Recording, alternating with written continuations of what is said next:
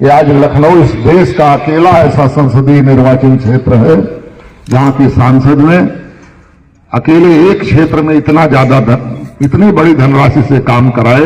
आज लखनऊ उनके प्रयासों से अत्याधुनिक हाईटेक स्मार्ट सिटी बन चुका है, जहां विश्व स्तरीय इंफ्रास्ट्रक्चर और संसाधन और सुविधाएं मौजूद हैं। आज रोड कनेक्टिविटी के मामले में हो, ट्रेन कनेक्टिविटी के मामले में हो, एयर कनेक्टिविटी के मामले में हो, आज लखनऊ पूरे देश का एक फेवरेट डेस्टिनेशन बना हुआ है, एक हॉट डेस्टिनेशन बना है।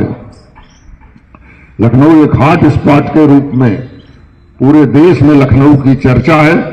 आज लखनऊ से देश के किसी कोने में आने जाने के लिए आपको सड़क मार्ग, रेल मार्ग और वायु मार्ग से संसाधन यहां उपलब्ध हैं।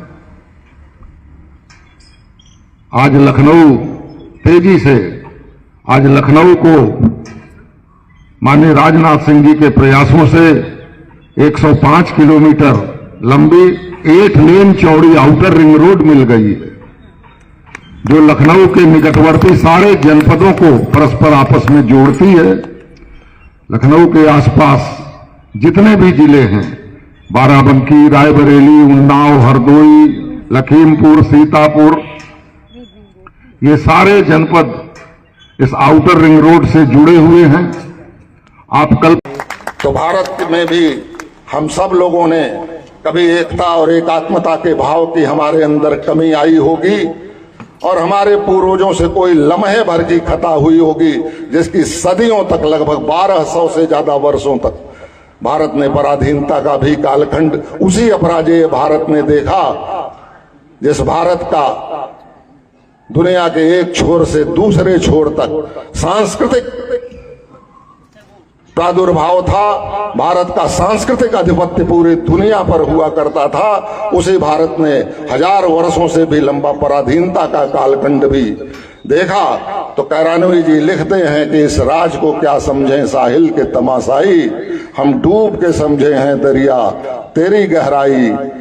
वो जब्र भी देखा है इतिहास की नजरों ने, लम्हों ने खता की थी, सदियों ने सजा पाई।